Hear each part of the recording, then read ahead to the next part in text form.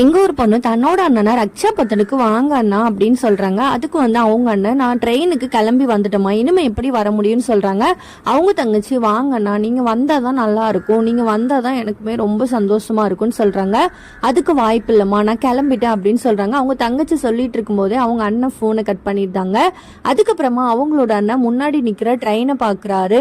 இங்க அவங்களோட தங்கச்சி வீட்டுல வேலை பார்த்துட்டு இருக்கிறாங்க. ரொம்பவே சோகமா நின்று வேலை பாக்குறாங்க. தன்னோட அண்ணன் வரல என்ற சோகம் அவங்களோட முகத்துல தெரியுது.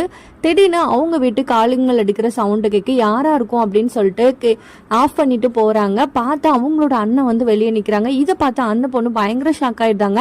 அவங்க அண்ணன் சொல்றாங்க, என் தங்கச்சி சொல்லி நான் வராம இருப்பேனா அப்படின்னு சொல்றாங்க.